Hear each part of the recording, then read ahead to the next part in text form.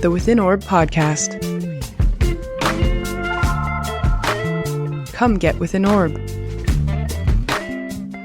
Hello, my name is Jenn Zahrt, and welcome to Within Orb, a production of the Celestial Arts Education Library, a podcast bringing people together around the love of astrology, books. Join me as I interview people about the astrology books that changed their life and practice. You can support the podcast at withinorb.com.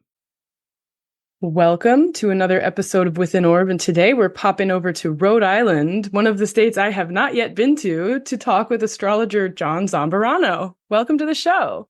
Hi, Jen. Thank you so much for having me. I'm really excited. Yeah, so you and I first met actually on my coast with NORWAC, I believe. Yes, the infamous NORWAC, The infamous NORWAC, which is actually kind of becoming a national yearly conference as opposed to regional. Yeah, I feel like there's a lot of people from my side of the country that are popping over now and making their way to NORWAC. Yeah, the Northwest. Here we go. Exactly. All right, so let's just get right into it. What was the first astrology book you ever read? The first astrology book I ever read, it was a Christmas gift from my parents, actually. It was The Only Astrology Book You'll Ever Need by Joanna Woolfolk, I believe is how you pronounce her last name. It's a book that's pretty rooted in modern astrology, which is where I started for a little while. It's not where I currently reside. But yeah, that was the first cover-to-cover astrological text that I read. And how did they know to gift that to you? Like, what were you chattering about it, or did someone just think like, oh, we need to give this to John? Yeah, so I guess like growing up, I had always resonated with my like sun sign being in Scorpio. My mother's also a Scorpio. She had me a week before she turned 29. So we were always like, oh my God, Scorpios, ha ha ha.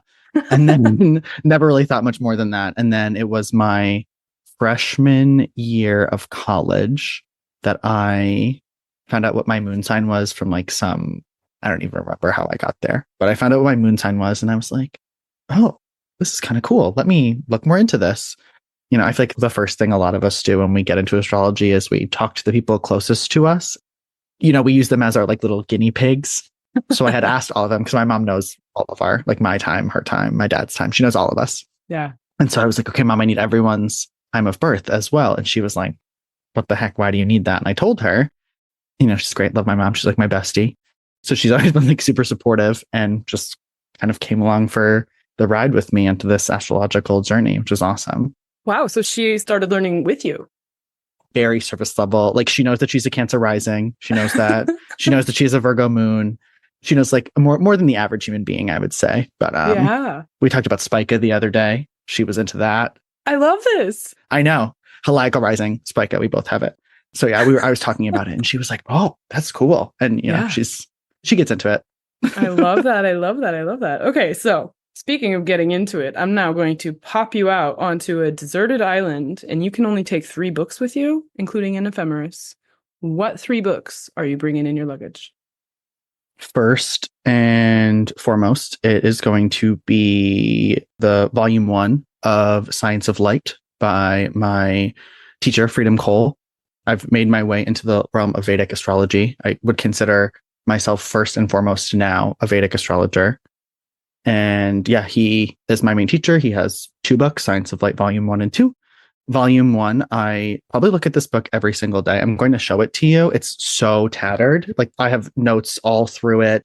I probably need to get a new one because this one is almost falling apart. Wow. Because of how much I reference it, even when I'm doing readings that are strictly Western and Hellenistic, I still reference this text. It is like the gold mine for me. Wow. It sits right next to me on my desk. This is like a constant companion. I feel like we like talk to each other most of the time, me and this book. Wow. So what's in it then? I mean, you said gold mine, but give us a tour of this gold mine. Yeah. So the book is basically a companion and a breakdown of the Brihat Parasara Hora Sastra, which we abbreviate to BPHS. So if you hear me say that, it's that. And it is kind of like the main, think of like a Dorotheus, like a very main source text for my tradition of Vedic astrology. This text is all in Sanskrit, has like rules about the meter and like how long everything has to be. It is like a poem and a hymn and a text all in one. It is kind of crazy. Yeah. And so reading it by itself is like wildly overwhelming. And so Freedom has this like companion text that basically you can read alongside the Shastra that gives it. It modernizes the language. Yeah. And it allows it to be more accessible. It's almost like a Spark Notes for BPHS. I would describe I haven't it thought about as. Spark Notes in ages. That's awesome. So does that mean you're also learning Sanskrit? I am trying. If I look at Sanskrit, I can like pronounce it out in my, like I can say it out loud. I don't know what all of the things mean, but I know what all the characters, I can like physically read it out loud. What it means, I don't know most of the time, but like Right. I'm slowly but surely getting there. Yes. So you're saying mantras, really? I'm saying, oh yeah. When you do mantras like every day, basically you wake up 5 or 10 minutes of mantra to kind of like center yourself, center your day. Yeah, I do one specifically for my lineage. I do one for Mars because I have Mars in a little bit of a difficult spot in my chart. Mm-hmm. And I do one to Saraswati, who is a deity that I am accustomed to working with. Do you work with Mars every day or just on Tuesdays? Most intensely on Tuesdays, but I do recite this mantra every day, even if it's just for like a few repetitions. Wow.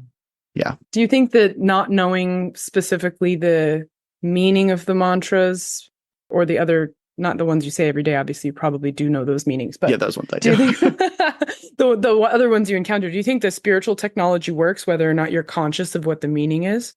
Oh, absolutely. I have like whenever I do Vedic readings for anybody, part of the reading is to prescribe mantras for remedying kind of whatever. And I like to tell people like basically what they mean or what they're saying, but even if they have absolutely no clue, they still do the trick. They come back and they say, "Oh, John, that was great." Say, wow, this Rahu mantra completely changed my life. I want you to completely change my life. I love this. Very cool. Yeah. So Science of Light breaks down the Brihat Parasara Hora Sastra. Brihat Parasara Hora Sastra. Yes. That one. Yes. I tried. BPHS, the Shastra. BPHS, everybody. And then that lets you sort of get your mind around this text. But, you know, in terms of the Spark Notes version, like, do you get like new material or supplemental things? Like, is it more than just BPHS? Yeah, it's definitely more that at its core, it's got that like Spark Notes quality to it. But then because so much of Vedic astrology is a living tradition where I am learning from Freedom, who's learning from Sanjay, who's learned like the lineage of my tradition can be traced back to like the 1400s. Wow. I cannot do it personally. Yet. But yet I'm not there yet. There we go. Yes, it can be traced back that far. And so much of it is like, oh, this person discovered this thing, so we talk about it. And their great grandfather discovered this thing, so we talk about it. So is there room for you to discover things? Oh, absolutely. Yeah. So as a part of Freedom's year 1 class that I completed 2 years ago, you have to do some form of a research project where you take 20-ish charts that share a quality and try to figure out what they share in the chart and how that quality manifests. And so mine was on polyamory and non-monogamy. So I took the charts of, I think I had 23 people, including myself, who identify as non-monogamous, and looked at so many different factors in these charts and came to the conclusion that there's this ancient combination that is attributed to infidelity. Ooh. However, my research has shown that combination is actually a combination for like multiple partnerships or having romantic interest outside of monogamy and not necessarily infidelity.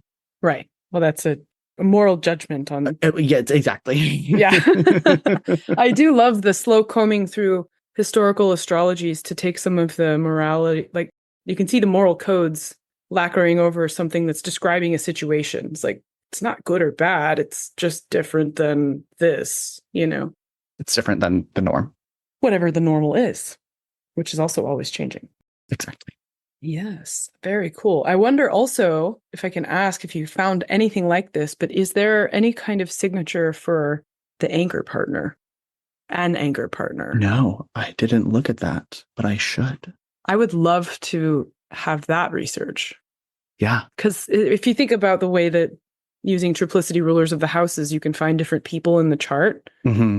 You know, in a situation where the first triplicity ruler of the seventh house is supposed to be the monogamous partner or the one true love, kind of like my marital person. Is that still the anchor partner? Could it be? Is there a different planet that would take on the signification of that? I mean, thinking about my personal chart, I have Gemini rising, so I'm Sagittarius on the 7th. Jupiter is the ruler, but is it night chart then? Yes, it's night chart. So it's also the primary triplicity lord. And my partner has Jupiter ruling the 7th as well. They have Jupiter on my sun.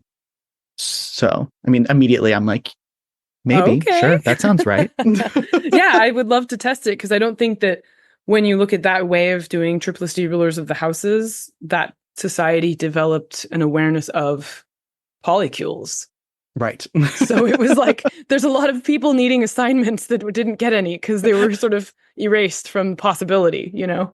Yeah, no, that's definitely an interesting kind of avenue to explore. And now I have all these things moving around in my brain that I want to look at when we're done. Good. Yeah, I want to push you a little bit further on that research. That's so cool.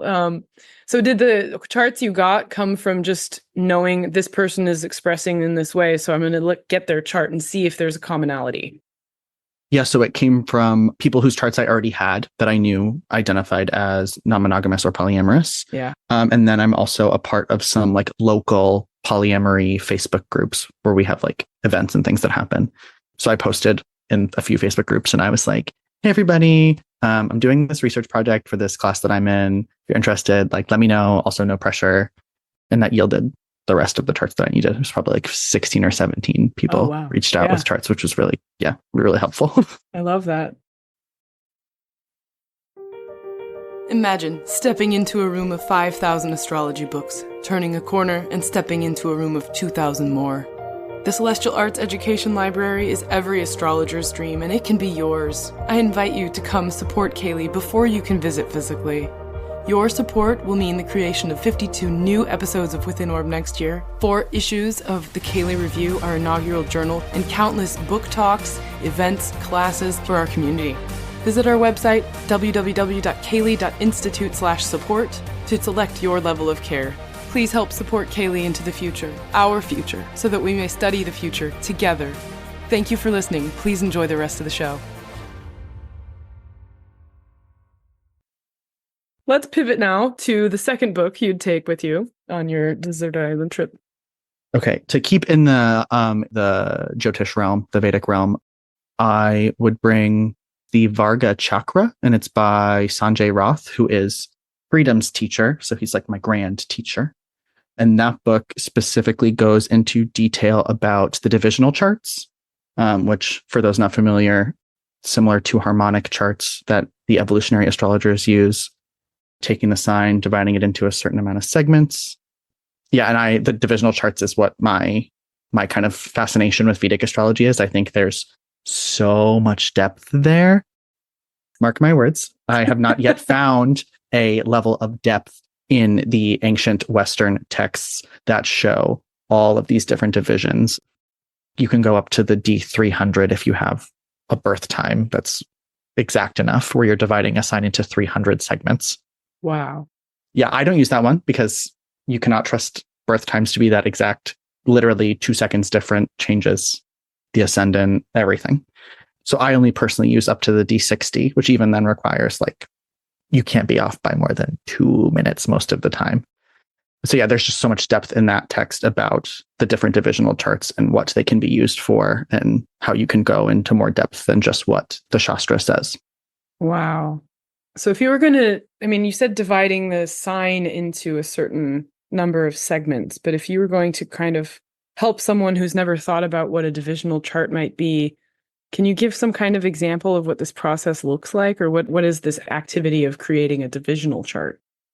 So many folks who practice Hellenistic or medieval are familiar with the idea of the Dodecatemoria, where you take the sign and divide it into 12 segments. So the entire zodiac exists inside of one sign, and you basically reassign the planets into new signs based on the placement in this division.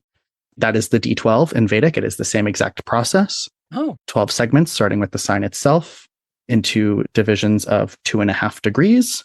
The planets get moved around. You make a new chart. but there's so many other divisions that can be used, and the sign that they start changes. It's not always its own sign. But yeah, they are ways to further examine specific houses based on the division that is used. What do you think's the motor behind this math to create the meaning? I think it's like it comes from almost like a fractal ideology where like you can just keep continuing to break things down into smaller pieces, and the numerology, like the number that is chosen, holds weight as to what you're going to further explore. So like the D9, which is the most commonly used division, further examines the 9th house. The D10 examines the 10th house. Then you get into further divisions like the D16, which is a further examination of the 4th house, because 16 is 4 times 4. Oh. You can just further and further divide. So 25 could be the 5th because it's 5 times 5. Or you would not do a 25. I've not heard of a 25. You use the D7 for the 5th house because 12 minus 7 is 5. It sounds like a whole branch of needing to know, and that's why you bring the Varga Chakra. Exactly. Very cool. I kind of, this past year or year and a half is when I first started paying attention to the Dodecatemoria. And when I ran my chart through it, got instantly angry because it put my Saturn and my Pluto in signs that I don't like. So I was like, wait a minute, I don't know about this technique.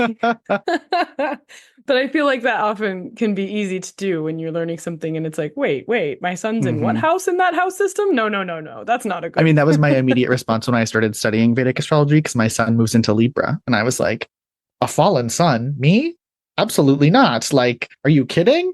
But that's like saying all Libras have something wrong with them. Exactly. And it's like, no. It's a completely different system, completely different process. Yeah. Fallen in what context, right? Because we're relational. Humans are relational. And like Venus, who doesn't want to be ruled by Venus? Like, come on. You, because you're ruled by Mars. Also, my Venus is heavily cursed in my Vedic chart. So See, that I've heard that too. Like, you know, when you have your chart done in the Vedic system, there's this, you say cursed, but I'm thinking also of the way in which like so much of Western astrology is psychologized. And when you say that my sun is in whatever sign in Vedic, it's not psychological at all. No, it's completely about like planetary efficacy and like ability, and really has nothing to do with the psychological aspect of it's never even discussed. Yeah. It's not like this is how you are. I'm like this because it's like, no, you're just like that. But anyway, let's tell you about when you're going to get that award or run over by that car. Exactly. Yeah, but you say your Venus is cursed. I've seen that happen too, where, you know, in the Western systems of tropical Western specifically, like there appears to be a Venus in Libra, but then you pop it into a sidereal system and it fast tracks to Virgo, you know? And then it's like, wait a minute, wait, how can you reconcile that in this system it's lauded as the best possible Venus, or one of them, and then it instantly is simultaneously not that in a different zodiac? In the other system. Yeah. Yeah, it's a hard thing to wrestle with, and I think it's something I continuously am like learning how to navigate, because I do effectively use both systems. And so figuring out kind of what goes where and how to interpret what and trying to keep them separate while also informing one another is something that I have continued to navigate and will probably forever. Yeah. I think people know enough about my chart publicly to know that I'm one of those people who has Venus in Libra in tropical, and it goes into Virgo in sidereal. And Freedom was the one who said, why don't you do this remedy for Venus? And so for 5 years, I did a Venus working, like a remedy, as much as I could remember to do it, which I love about that. Like if you fall off the wagon and you just don't do the remedy for a minute, it's not like you're going to not get the benefit or accrue bad benefit. It's more of just, it's going to take longer. Right. Which was really good for someone like me. So I remember around 5 years into it, I just kind of didn't need to do it anymore. And I could feel my consciousness shift, which was so cool. Yeah, no, it's like when I started doing my Mars mantra, I was like, every day, 108 repetitions, like we are going to fix this. And I felt the effects almost like immediately.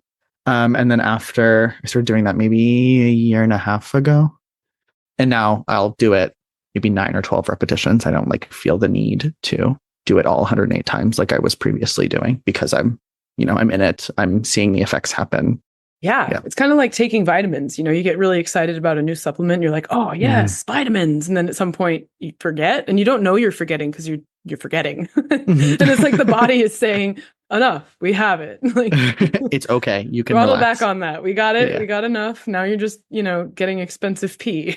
Like, No, but it's very similar. Yeah. Yeah. Very cool. All right. So what would your third book be?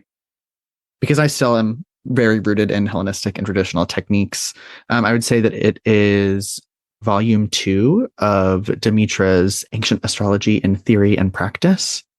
I jokingly call those 2 books, the first and second volumes, the Old and the New Testaments amongst my astrology friend group. We call them the Old and the New Testaments.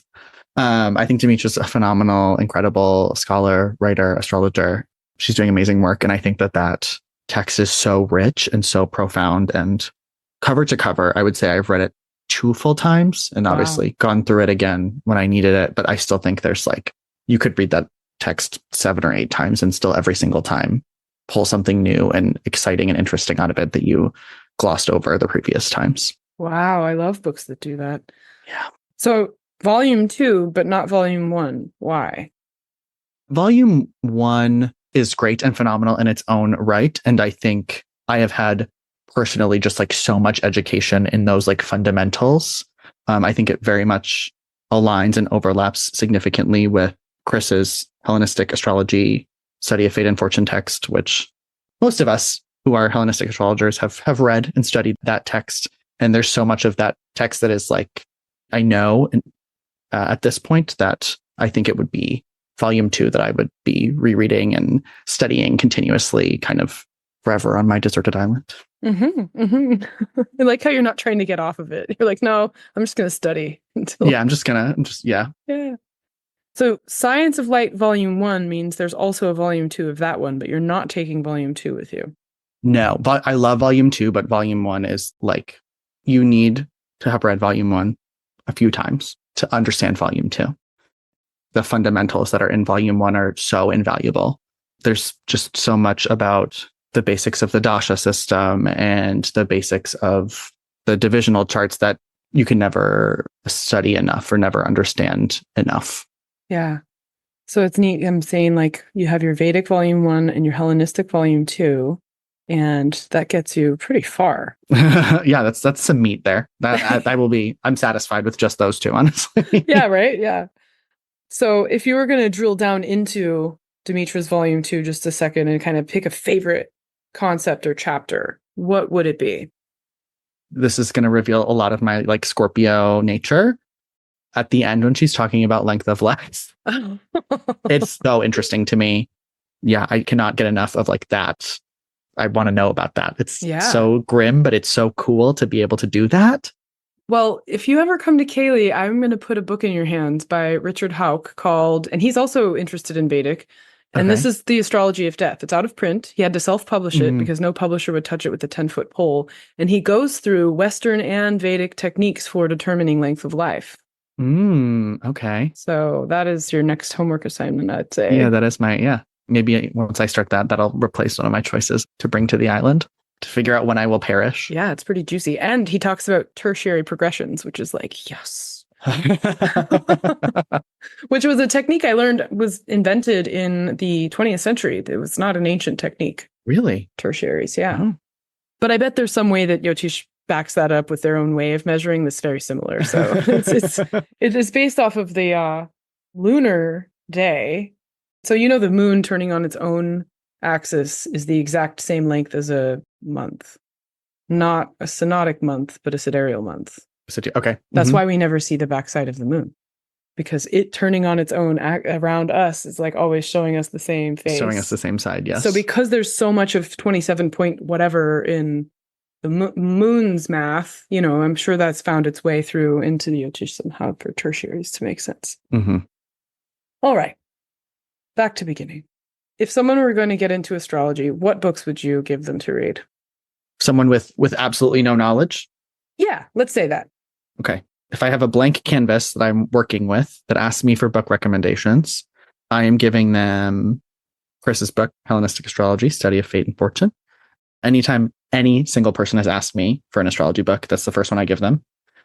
Feels pretty all-encompassing, pretty significant to my growth and what I've learned. That is the first ancient astrology book that I fully read and was very fundamental to my learning and my path to where I am now. Yeah. So I would say that one. I would like to say Science of Light, but I think that can be intimidating for someone who is, I'm going to use the term blank canvas again. So I would say Sanjay has a really good book called The Crux of Vedic Astrology. That's I want to say it's no more than 150 pages. Wow. That just gives a very nice blanket objective overview of Vedic astrology, its origins, how it works, what we do. That if then that person was ooh, this book I really, really liked, I would then say, okay, here's Science of Light. Now you can really dig your teeth into it. Awesome. I would say those are the two that I would hand to somebody to kind of let them decide their fate and if they wanted to progress or not. Very cool. All right. So how can people find you?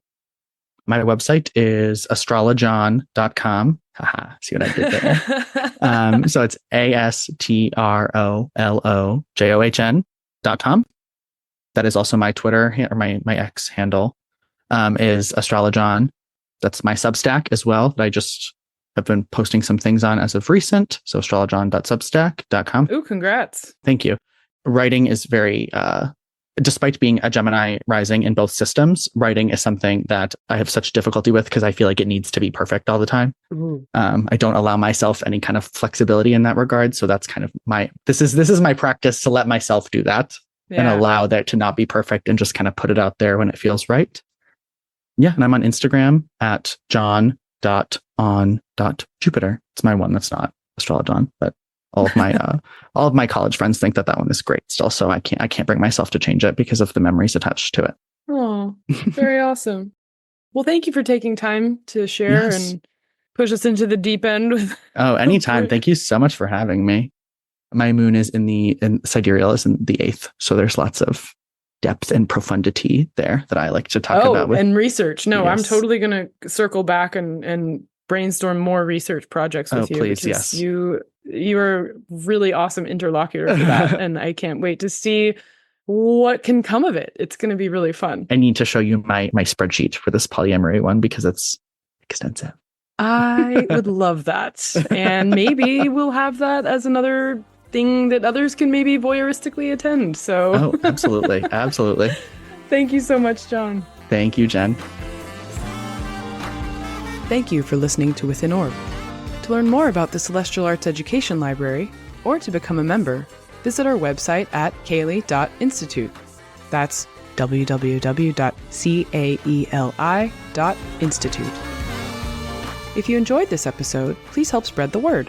Follow or subscribe to Within Orb in your podcatcher of choice, rate it 5 stars, or write us a happy review. This helps others find the show. We also want to give a big thanks to the indie band The E-Block for contributing their song Wake Up for our intro and outro music. You can find them at their website, eblockband.com. This is Jenn Zahrt, signing off for now. See you next time.